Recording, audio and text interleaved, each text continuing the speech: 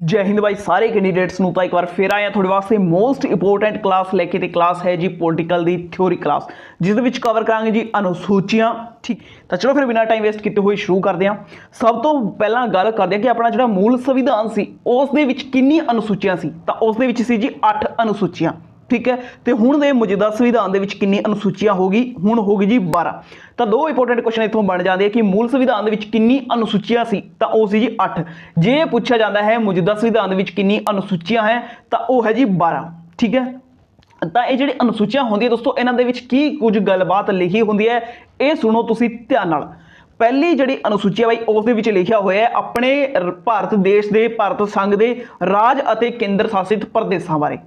पहली अनुसूची विच की लिखिया होया है भारत के राज अते केंद्र शासित प्रदेशों का उल्लेख जिहड़ा है पहली अनुसूची विच कीता गया। याद होगी, पहली अनुसूची दे विच भारत के स्टेट अते यूटी की इन्फॉर्मेशन मिलती है। गल करिए दूजी अनुसूची की, तो दूजी अनुसूची दे विच भाई उल्लेख मिलता है अपने जिहड़े वड्डे अधिकारी मंत्री होंदे आ उन्हां दे तनख्वाह अते भत्ते दा। किहदा उल्लेख मिलता है? वड्डे मंत्री जिवें कि राष्ट्रपति हो गए, प्रधानमंत्री हो गए, राजपाल हो गए, इन्हां दी जिहड़ी सैलरी ते भत्ते हुंदे आ, इन्हां दी डिटेल लिखी हुई है जी दूजी अनुसूची दे विच। याद होगी, पहली दे विच भारत दे राज अते यूटी बारे लिखिया होया है। दूजी अनुसूची दे विच जिहड़े मंत्री अधिकारी हुंदे आ उन्हां दी सैलरी ते भत्ते बारे लिखिया होया है। तीजी अनुसूची दे विच बाई लिखिया होया है जिहड़े मंत्री ते अधिकारी हुंदे, तुसीं देखिया होना जदों आपदी पोस्ट ते जांदे है, जिवें कोई मंत्री चुनाव जित गया तो जदों आपदी पोस्ट संभालदा है तो उहनूं एक सौं चुकाई जाती है। ठीक है, वो जिहड़ी सौं है बाई उस दी ही इन्फॉर्मेशन लिखी हुई है तीजी अनुसूची दे विच। तो तुहानूं 3 अनुसूचियां याद होगी। पहली अनुसूची दे विच भारत दे स्टेट ते यूटी बारे लिखिया होया है। दूजी दे विच जिहड़े मंत्री हुंदे आ, जिहड़े वड्डे अधिकारी हुंदे आ, उन्हां दी सैलरी बारे लिखिया होया है। तीजी अनुसूची दे विच लिखिया होया है पद ग्रहण करते वेले उन्होंने जिहड़ी सौं चुकाई जाती है उस दे बारे। हुण गल करते हैं जी चौथी अनुसूची की, तो ध्यान नाल सुणियो। चौथी अनुसूची बहुत ज़्यादा इंपोर्टेंट है। तो इस दे विच लिखिया होया जी विभिन्न राज अते संघ खेत्रां दी राज सभा विच प्रतिनिधियां दा वर्णन है। यानी कि राज सभा दे विच किहड़े स्टेट तो किहड़े यूटी तो किन्ने मैंबर जाणगे, सारी गलबात लिखी हुई है जी चौथी अनुसूची दे विच। इदां नहीं है कि सारे स्टेट आपो आपदी मर्जी के अकॉर्डिंग राज सभा दे विच मैंबर भेज देण, उन्हां दी पहलां ही गिणती मिणती लिखी हुई है चौथी अनुसूची दे विच, उसे अकॉर्डिंग भेज सकदे। तो चलते हैं फिर पंजवीं अनुसूची दे वल। पंजवीं अनुसूची दे विच भाई लिखिया होया है ST SC कास्ट दे बारे। तो इस विच लिखिया होया है जिहड़े अनुसूचित खेत्र है, अनुसूचित जनजातियां हैं, उन्हां दा प्रशासन किद्दां चलाया जाए ताकि वो भी मुख्य धारा नाल आके जुड़ जे। तो ये जिहड़ी गलबात है ये लिखी हुई है जी पंजवीं अनुसूची दे विच। चलिए नैक्सट अनुसूची दे वल। जिहड़ी 6वीं अनुसूची है भाई ये 5वीं तो रिलेटेड ही है, क्योंकि इस दे विच भी अनुसूचित जनजातियां दी गल होंदी है। बट गल होंदी जी ओनली 4 स्टेटां दी। किहड़े किहड़े? असम की गल होंदी है, मेघालय की गल होंदी है, त्रिपुरा की होंदी है, ते मिजोरम की होंदी है। ये जिहड़े 4 स्टेट है इन्हां दे विच ST कास्ट का जिहड़ा प्रशासन है वो किद्दां चलेगा, किद्दां बनाया जाएगा, ये सारी गलबात लिखी हुई है जी 6वीं अनुसूची दे विच। हुण ये जिहड़े 4 स्टेट है भाई इन्हां नूं उंज तां याद करना औखा हो जाता है, बट तुसीं इन्हां नूं आत्मा लिख के याद कर लेना है। लिखना है ए तो होएगा असम, T लिखना है, T तो हो जाएगा जी त्रिपुरा, ते M लिखना है, M तो हो जाएगा मेघालय, ते फिर M लिखना है, M तो हो जाएगा मिजोरम। तो आत्मा तुसीं लिख देना, तुहानूं ये 4 स्टेट जिहड़े याद हो जाणगे। तो ये जिहड़ी 5वीं ते 6वीं अनुसूची है एक दूजे नाल रिलेटेड तुसीं इन्हां नूं कर सकदे हो। 5वीं अनुसूची विच SC ST कास्ट के प्रशासन बारे लिखिया होया है, ते 6वीं जिहड़ी अनुसूची है इस दे विच ओनली ST कास्ट 4 स्टेटां दे जिहड़े नियंत्रण है उस दे बारे लिखिया गया है। तो 6वीं जिहड़ी अनुसूची है इस दे विच ओनली भाई 4 स्टेटां दे विच ST कास्ट के मैनेजमेंट बारे लिखिया होया है। तो ये होगी जी अपनी 6 अनुसूचियां कंप्लीट। क्विक रिवीजन इन्हां दा मार लेंदे आ। पहली जिहड़ी भाई अनुसूची है उस दे विच भारत के राज अते केंद्र शासित प्रदेशों बारे लिखिया होया है, जन कि स्टेट ते यूटी बारे लिखिया होया है। दूजी अनुसूची विच जिहड़े मंत्रियां अधिकारियों नूं सैलरी दी जाती है उस दे बारे लिखिया होया है। तीजी अनुसूची दे विच भाई उन्हां नूं जिहड़ी सौं चुकाई जाती है उस दे बारे लिखिया होया है। चौथी दे विच अपने राज सभा मैंबर जिहड़े आ ओह किन्ने जाणगे ये गलबात लिखी हुई है। हरेक स्टेट दे राज सभा मैंबर जिहड़े आ ओह किन्ने होणगे ये गलबात चौथी अनुसूची दे विच लिखी हुई है। 5वीं अनुसूची विच की लिखिया होया भाई? 5वीं दे विच SC अते ST कास्ट के प्रशासन बारे लिखिया होया सारी इंडिया के वास्ते। ਤੇ ਜਿਹੜੀ ਬਾਈ 6ਵੀਂ ਅਨੁਸੂਚੀ ਹੈ ਇਸ ਦੇ ਵਿੱਚ ਲਿਖਿਆ ਹੋਇਆ ਹੈ ST ਕਾਸਟ ਬਾਰੇ ਬਟ ਓਨਲੀ 4 ਸਟੇਟਾਂ ਦੀ। ਕਿਹੜੇ ਆਤਮ ਵਾਲੇ, ਠੀਕ ਹੈ। A ਤੋਂ ਅਸਾਮ, T ਤੋਂ ਤ੍ਰਿਪੁਰਾ, M ਤੋਂ ਮਿਜ਼ੋਰਮ ਤੇ M ਤੋਂ ਮੇਘਾਲਿਆ। ਇਹ 4 ਸਟੇਟ ਤੁਸੀਂ ਯਾਦ ਕਰ ਲੈਣੇ। ਅਕਸਰ ਕੁਐਸਚਨ ਜਿਹੜਾ ਪੁੱਟ ਹੁੰਦਾ ਬਾਈ ਇਹ 4 ਸਟੇਟ ਜਿਹੜੇ ਇਹਨਾਂ ਦੇ ਵਿੱਚੋਂ 3 ਸਟੇਟ ਦੇ ਨਾਂ ਲਿਖ ਦਿੰਦਾ, ਇੱਕ ਅਦਰ ਸਟੇਟ ਦਾ ਨਾਂ ਲਿਖ ਕੇ ਪੁੱਛ ਲੈਂਦਾ ਕਿ 6ਵੀਂ ਅਨੁਸੂਚੀ ਕਿਹੜੇ ਸਟੇਟ ਦੀ ਗੱਲ ਨਹੀਂ ਕਰਦੀ, ਠੀਕ ਹੈ। ਤਾਂ ਤੁਸੀਂ ਇਹ ਜਿਹੜੇ ਸਟੇਟ ਹੈ ਇਹਨਾਂ ਨੂੰ ਯਾਦ ਰੱਖਣਾ। ਤਾਂ ਹੁਣ ਆਪਾਂ ਚੱਲਦੇ ਹਾਂ 7ਵੀਂ ਅਨੁਸੂਚੀ ਦੇ ਵੱਲ ਤੇ ਇਸ ਤੋਂ ਬਾਅਦ ਆਉਣ ਵਾਲੀ ਜਿੰਨੀ ਵੀ ਅਨੁਸੂਚੀਆਂ ਸਾਰੀ ਮੋਸਟ ਇੰਪੋਰਟੈਂਟ ਹੈ ਬਾਈ, ਧਿਆਨ ਨਾਲ ਯਾਦ ਕਰ ਲਓ। ਅਕਸਰ ਜਿਹੜੇ ਕੁਐਸਚਨ ਹੈ ਇਹਨਾਂ ਵਿੱਚੋਂ ਹੀ ਪੁੱਛੇ ਜਾਂਦੇ ਹੈ।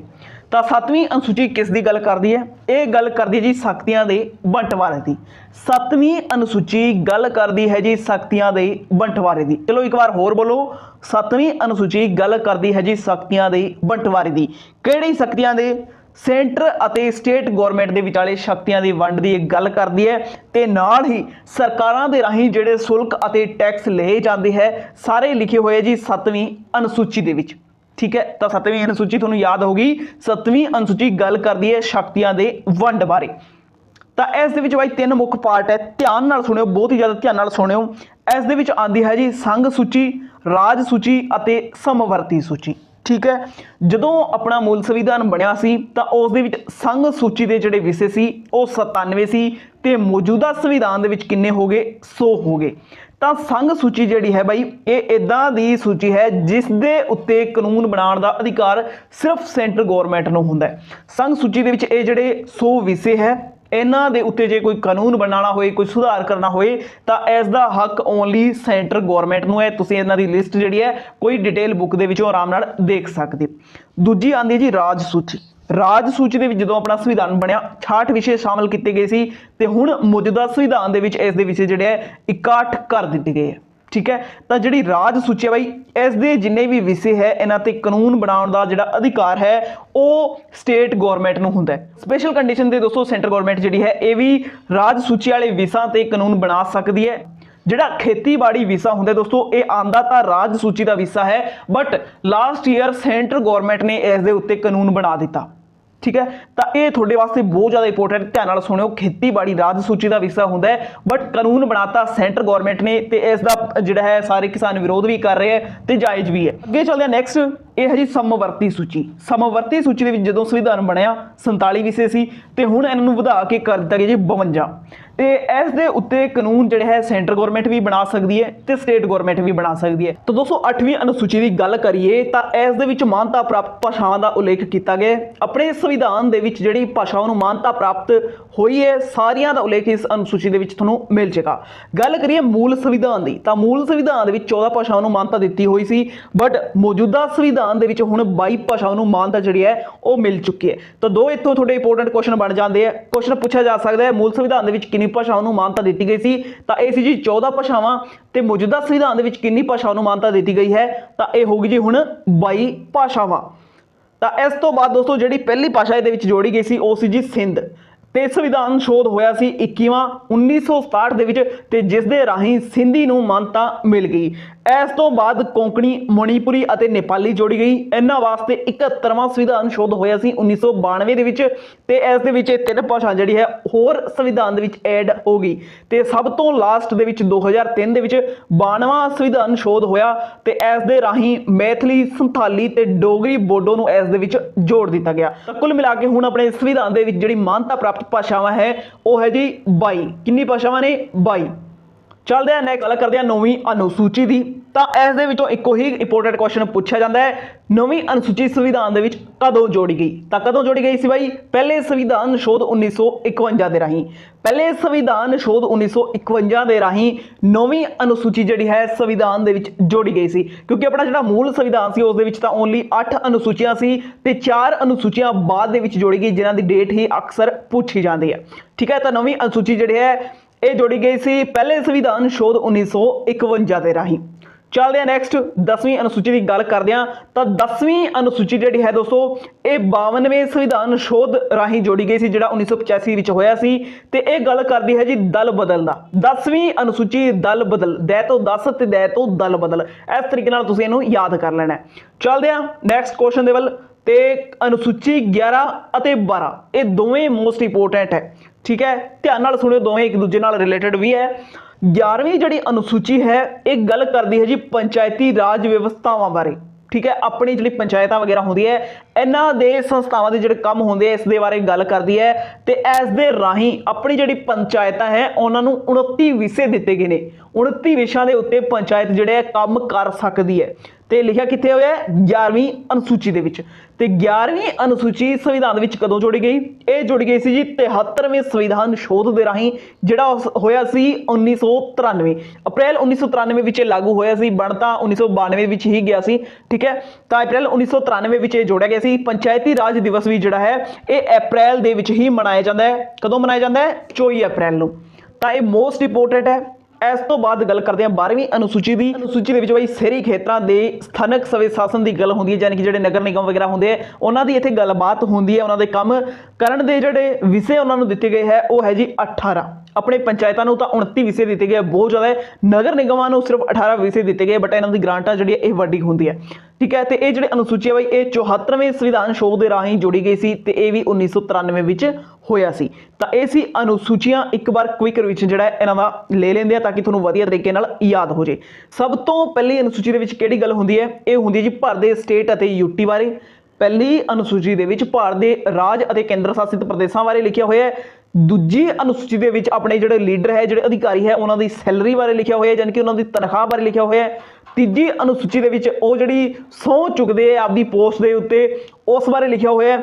ਚੌਥੀ ਦੇ ਵਿੱਚ ਇੱਥੇ ਲਿਖਿਆ ਹੋਇਆ ਹੈ ਕਿ ਹਰ ਇੱਕ ਰਾਜ ਅਤੇ ਕੇਂਦਰ ਸ਼ਾਸਿਤ ਪ੍ਰਦੇਸ਼ਾਂ ਤੋਂ ਰਾਜ ਸਭਾ ਦੇ ਵਿੱਚ ਕਿੰਨੇ ਮੈਂਬਰ ਭੇਜੇ ਜਾਣਗੇ। ਇਹ ਗੱਲਬਾਤ ਚੌਥੀ ਅਨੁਸੂਚੀ ਵਿੱਚ ਲਿਖੀ ਹੋਈ ਹੈ। ਛੇਵੀਂ ਅਨੁਸੂਚੀ ਜਿਹੜੀ ਹੈ ਇੱਕ ਦੂਜੇ ਨਾਲ ਰਿਲੇਟਡ ਹੈ। ਪੰਜਵੀਂ ਅਨੁਸੂਚੀ ਗੱਲ ਕਰਦੀ ਹੈ ਐਸਸੀ ਅਤੇ ਐਸਟੀ ਪ੍ਰਸ਼ਾਸਨ ਦੇ ਬਾਰੇ। ਛੇਵੀਂ ਅਨੁਸੂਚੀ ਗੱਲ ਕਰਦੀ ਹੈ ਅਸਾਮ, ਮੇਘਾਲਿਆ, ਤ੍ਰਿਪੁਰਾ ਅਤੇ ਮਿਜ਼ੋਰਮ ਦੇ ਵਿੱਚ ਓਨਲੀ ਐਸਟੀ ਕਾਸਟ ਦੇ ਪ੍ਰਸ਼ਾਸਨ ਬਾਰੇ। ਠੀਕ ਹੈ, ਉਸ ਤੋਂ ਬਾਅਦ 7ਵੀਂ ਅਨੁਸੂਚੀ ਦੀ ਗੱਲ ਕਰਦੇ ਹਾਂ ਤਾਂ 7ਵੀਂ ਮਤਲਬ ਸ਼ਕਤੀਆਂ ਦਾ ਬੰਟਵਾਰਾ ਕੇਂਦਰ ਅਤੇ ਸਟੇਟਾਂ ਦੇ ਵਿਚਾਲੇ। ਠੀਕ ਹੈ, ਨਾਲ ਜਿਹੜੇ state government centre government tax ਵਗੈਰਾ ਲਾਉਂਦੀ ਹੈ ਇਸ ਦੀ ਇਨਫੋਰਮੇਸ਼ਨ ਵੀ 7ਵੀਂ ਅਨੁਸੂਚੀ ਵਿੱਚ ਹੀ ਆ ਜਾਂਦੀ ਹੈ।